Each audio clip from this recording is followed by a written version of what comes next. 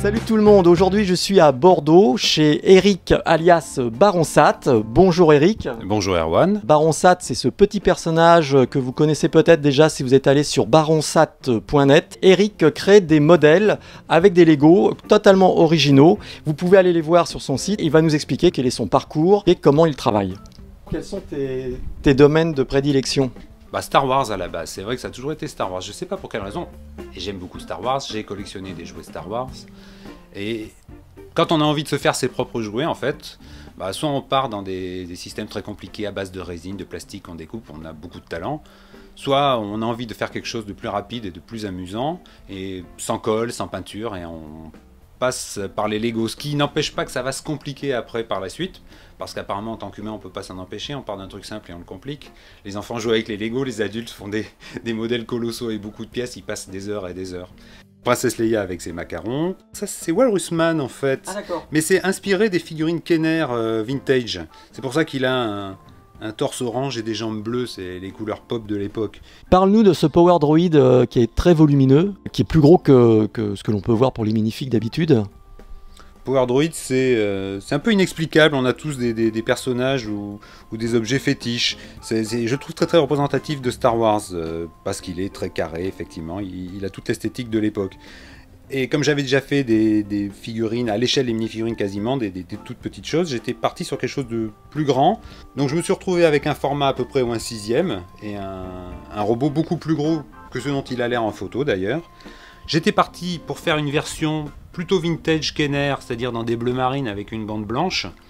Mais hélas, le bleu marine est une couleur relativement récente, et où j'ai pas de chance, où mon stock est pas assez fourni, je me suis retrouvé à court. Et sacrifier la créativité parce qu'on n'a pas les couleurs, c'est un truc qu'on ne peut pas faire généralement.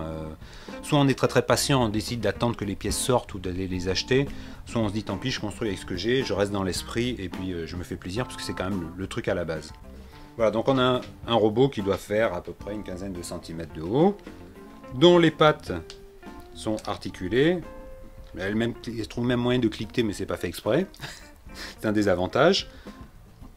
Et auquel j'ai ajouté, ah oui par contre il est un petit peu lourd, j'ai ajouté une possibilité de l'ouvrir avec un intérieur totalement inventé puisqu'on ne sait pas vraiment de quoi c'est censé avoir l'air à l'intérieur du Power Droid.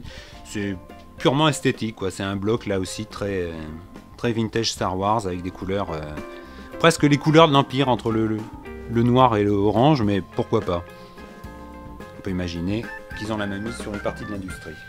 Alors avec un système très simple, en plus on le pose, il se cale, il n'y a pas besoin de chercher 3 heures normalement, voilà, et il tient. Eric, comment arrive-t-on à devenir Baronsat, c'est-à-dire à créer des modèles, à les présenter sur internet, à les vendre, à créer des instructions qui vont être téléchargées par des personnes qui vont te les acheter.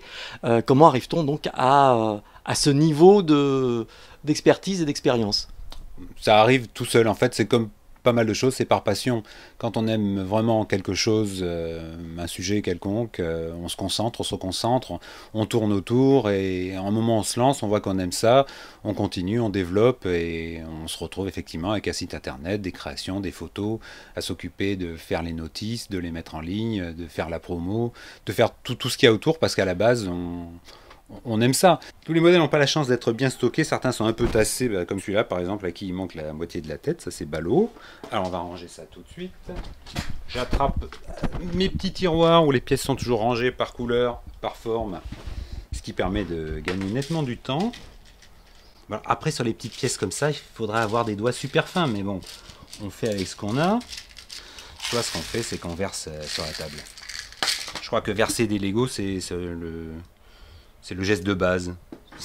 C'est la première chose qu'on fait quand on est enfant et qu'on reçoit une boîte. On répand les Lego, que ce soit sur la table, que ce soit sur le sol. Et finalement, après, même quand on est adulte, que tout est arrangé, agencé, on continue quand même à renverser des Lego. Des fois, il y en a même qui tombent par terre d'ailleurs, sur les tapis où on ne les retrouve pas. C'est l'aspirateur qui s'en charge. Ou alors, c'est quand on marche pieds nus, ça aussi, c'est bien connu. On tombe sur la petite brique Lego qu'on avait perdue. Voilà, donc là ça va, ils n'ont pas trop souffert, ceux-là surtout qui sont assez costauds. Alors on va pousser ces deux-là.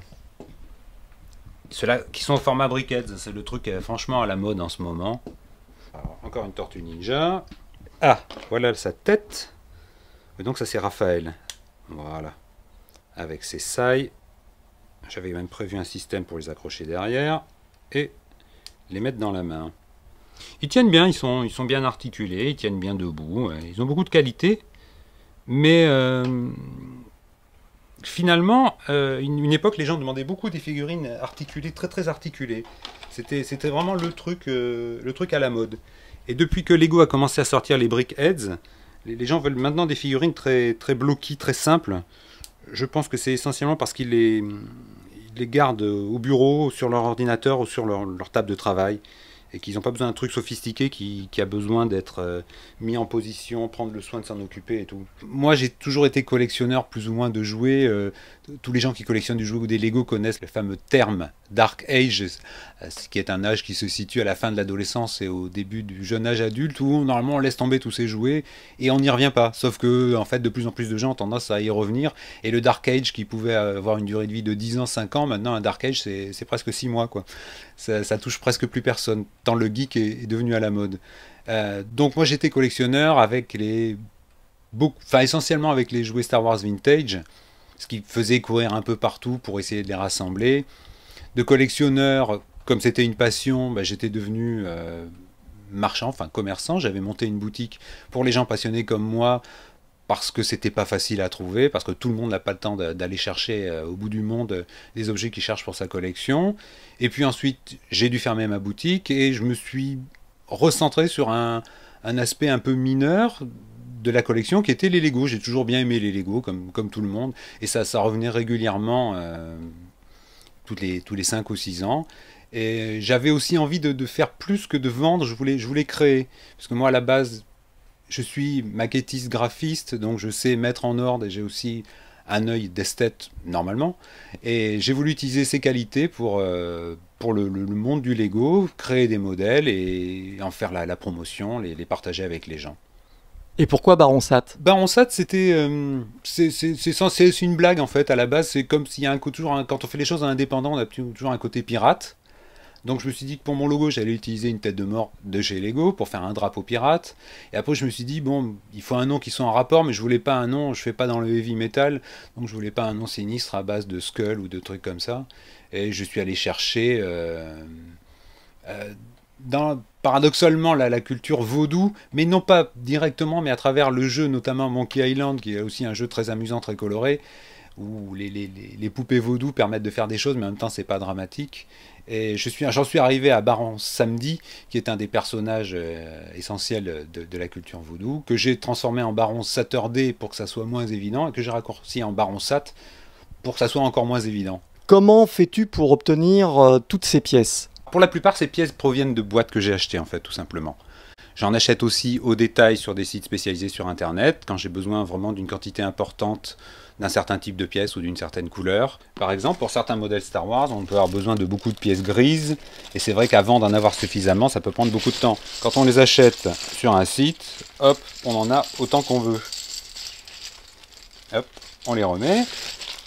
Donc des pièces pentues qu'on appelle slop en anglais, là des grises, là des oranges, couleur sable pour faire des palets par exemple, ou pour faire le village de Mos Eisley sur Tatooine, chose que j'aime bien, sujet auquel je me suis frotté plusieurs fois. Là des pièces toujours pareilles, de formes différentes, des grandes, des petites, tout ça trié par forme d'abord, et puis après par couleur, suivant le volume que ça occupe, et les possibilités offertes par les tiroirs. Mais à la base, le gros de mon stock vient de boîtes que j'achète au fur et à mesure, soit parce que le modèle me plaît, soit parce que le contenu m'intéresse. Tout le monde sait qu'il y a une très très grande variété de pièces. Après, il y a des pièces qui proviennent de bateaux à l'origine ou d'avions, que Lego a ensuite sorti dans plusieurs couleurs, comme on peut le voir là. Effectivement, on se doute bien qu'en rouge, ça provenait pas d'un avion. Vous voyez, il y a au moins 3 couleurs pour la même pièce. Celle-ci devait provenir, je pense, d'un set Star Wars. Mais c'est ce qui se passe quand on démonte les sets. Pas comme les collectionneurs qui gardent tout assemblé, c'est qu'au bout d'un moment, on ne sait plus vraiment d'où ça vient. Ce qui n'a pas d'importance. L'important, c'est d'avoir un stock suffisant pour construire ce qu'on a envie de construire. Et bien sûr, c'est la question la plus problématique et la plus compliquée, puisqu'on n'a, par définition, jamais assez de pièces et jamais dans la bonne couleur. Et dans ce cas-là, tu fais quoi alors? Dans ce cas-là, je fais ce qu'on faisait déjà quand on était tout petit, c'est-à-dire qu'on construit avec des pièces d'une autre couleur. Tout simplement, on fait un prototype. On construit, par exemple, quand je fais des Batmobiles, c'est le genre de pièce qui sert très très souvent. Et avec un peu de malchance, on peut dire, ou un peu trop d'enthousiasme, on peut se retrouver très très vite à court de stock. Résultat, le prototype se retrouve avec du vert, avec du orange, ce qui est assez rigolo et assez prime sautier. Mais ça permet au moins de voir où on va et de savoir de quoi on va avoir besoin dans le futur, ce qu'on va devoir acheter. Parce que acheter avant d'avoir fini de construire, souvent, c'est se retrouver avec des pièces en surstock ou des pièces qu'au finish on n'utilise pas du tout, parce que ça arrive aussi, on change d'idée entre temps et après on n'en a plus besoin. Merci Eric de nous avoir accueillis chez toi. Eh ben, merci à toi d'être venu, ça m'a fait très plaisir. Je vous invite à aller visiter son site baronsat.net. Vous allez avoir tous les renseignements, tous les liens en bas dans la description de cette vidéo. Vous pouvez suivre également Baronsat sur les réseaux sociaux comme Flickr, Instagram, Pinterest pour voir tous les modèles, puisque Eric fait des photos de tous ces modèles pour les partager et les faire connaître. À très bientôt, salut, au revoir.